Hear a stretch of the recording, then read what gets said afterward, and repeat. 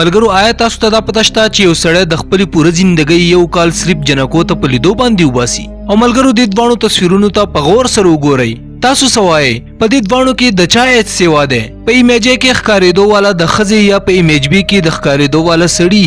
اوس کمنټس وکړئ ووایئ چې ستاسو په حساب سره په دې دوانو کې د چا ایج سیوا ده؟ د دې صحیح جواب به موږ تاسو ته په ویډیو کې مخکې وایو. ملګرو چې خو سړی او ښځه په لیدو کې د یو بل نه ډېر مختلف وي، خو نور هم داسې خبرې دي کوم چې موږ ته نه ښکاري. نو ملګرو د مین په باره کې یونیک او انټرسټینګ فیکټ چې تاسو وپېژنئ، د دې لپاره موږ ستاسو سره د مین سره تړلي 5 امیزنګ فیکټ شیر کولو والا یو، د کوم نه چې تاسو لا خامخا خبرېدل پکار دي.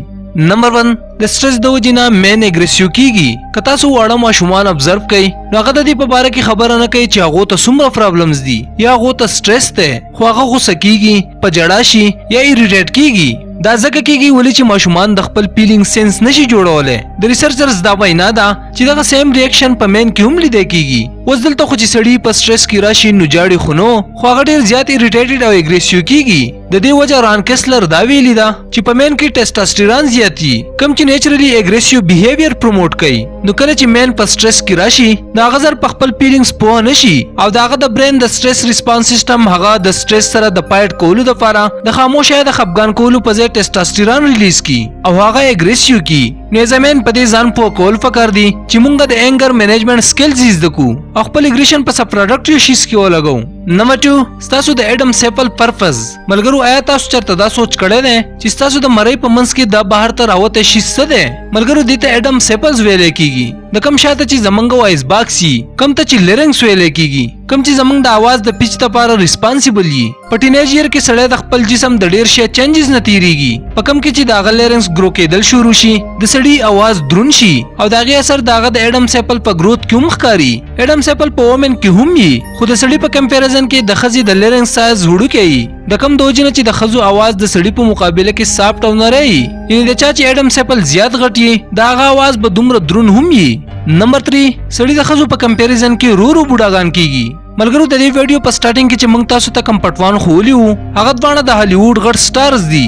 یو د نیکول کډمن د چا چې عمر 54 ایرز دی او دویم د ټام کروز د چا چې عمر 59 ایر دی. دا ډیره د حیرانتیا خبره ده ولې چې ټام خو د نیکول نه 15 کال لوی دی خو بیا هم دا غنه ځوان ښکاریږي. دا ځکه ولې چې د سړي سکین د ښځې په کمپیریزن کې ډیر کم ایج کیږي. د دې وجه دا هایر لیول اف ټیسټاسټیرون ان کولیجن او کولیجن یو داسې سټرکچرل پروتین دی کوم چې زموږ د ټولو په جسم کې کوم چې زموږ د هیلدی جاینټس او د سکین د سټریچنس او د الاسټیسټی لپاره ریسپانسیبل وي. خو څنګه چې زموږ عمر سیوا کیږي نو د دې ماتېدل شروع شي او زموږ جسم بیا دا نه پروډوس کوي. خو د ټیسټاسټیرون د وجې نه د سړي کولیجن دومره په اسانه سره نه ماتېږي، خو د فیمیل کولیجن ډیر زر ماتېږي. د کم نه چې د هغو په سکین باندې رینکلز راځي او سړي په موسټلی کیسز کې د بوډا کېدو نه وروسته هم کمپیر ټو اني وومن زیات ځوانان ښکاریږي.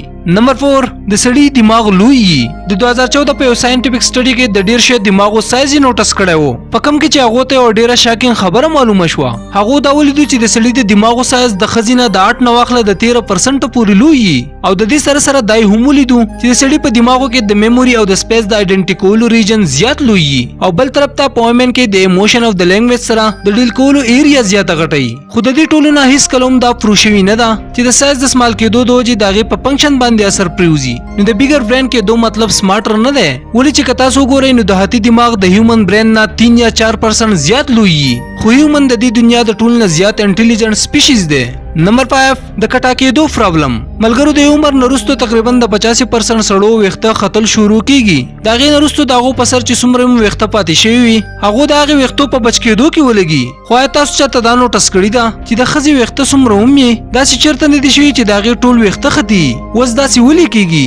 دا ځکه ولې چې د سړي په کمپیریزن کې ښځې د خپل ویښتو زیات خیال ساتي او سړي د خپل ویښتو خیال نه ساتي. نو ځکه خو سایکالوجسټ وایي چې زیاتره خلک چې د چا سره میلاویږي سپیشلی فیمیلز نو د هغو دیان د ټولو نه اول د مخامخ کس په ویښتو باندې او بیا په نورو شیزونو باندې. ملګرو که دا ویډیو ستاسو خوښه شوي نو ویډیو لایک کړئ، د خپلو ملګرو سره شیر هم کړئ او د داسې نورو انټرسټینګ ویډیوګانو کتلو دپاره دا چینل خامخا سبسکرایب کړئ. جزاک الله.